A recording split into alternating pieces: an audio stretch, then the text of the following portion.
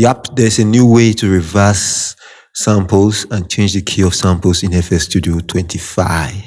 If you're using other versions of FL Studio, you can do it the old way. I'll leave a link to the video. I already made a video on that in the description of this video. You can check it out. Let's hear it.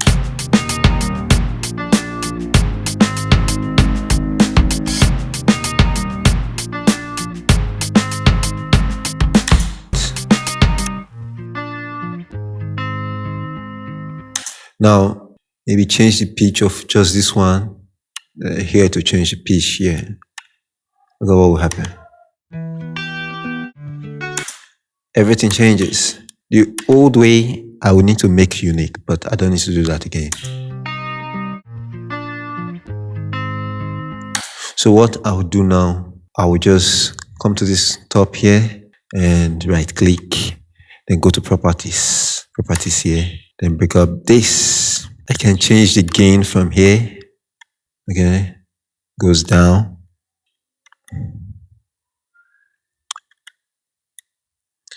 Okay, the next thing I can change again here is the pitch.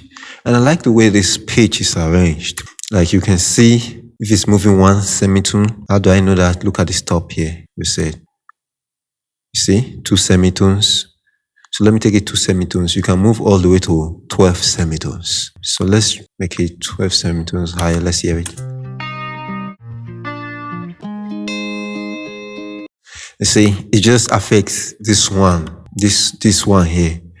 Now, the other changes I did the other time, if you watch the old videos, you said how I did it.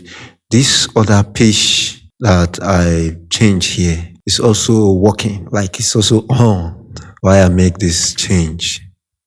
Hope you get the point.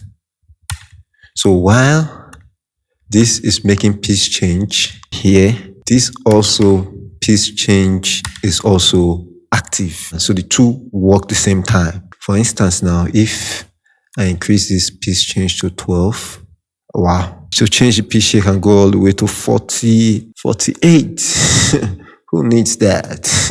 Now, let's say I change the pitch here to 12. I'll take the properties here to 0. Properties to 0. So no change in the pitch. So let's hear it in normal key of the sample.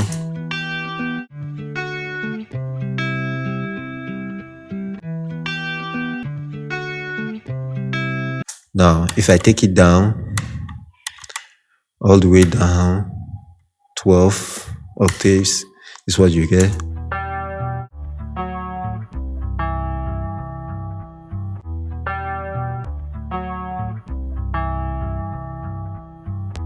I heard the snap there. That's why I'm doing a little crossfade here. I have a video to take care of those snap.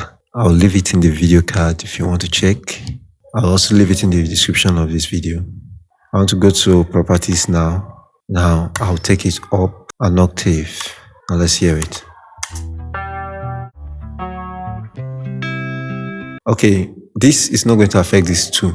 That's the thing about this, the properties. It's only going to affect the sample you did it on. And remember, all these things was chopped from the same sample. That's why when I moved the one here, it affected all of them. The difference is when you come to properties, it does not affect all of them. It affects only that one audio file. If you listen to it, I've used the properties on to bring it back. Let's go to properties again. You can fine tune the pitch. So let's say I have this on 2 semitones. You can fine tune it. That's just like you tune a guitar. 99 cents.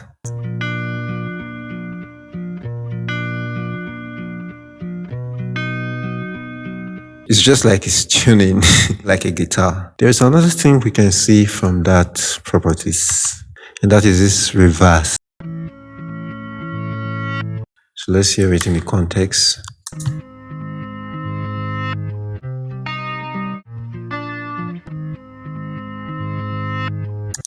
This is a very simple way to reverse your audio. So maybe you chop the files, you just come to here, this, you see this thing that looks like finger pointing right click, go to properties, right click here, go to properties, you set reverse. Very simple. Or you can mute it if you want. Very simple. This is very simple to do. So you can also time stretch here, duration. Let me bring it down so that I see it. So don't want that.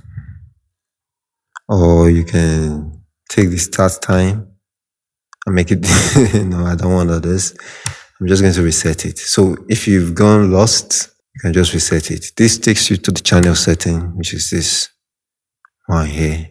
And that's a new way to change the pitch of samples and to reverse samples in FL Studio 25. If you're using the older versions of FL, the old way, I have a video on it. I'll leave it for you to check it out. Like this video if you like it. If you haven't already, subscribe to this channel. I'm El Proto. This is All One Pro Studio. That's it.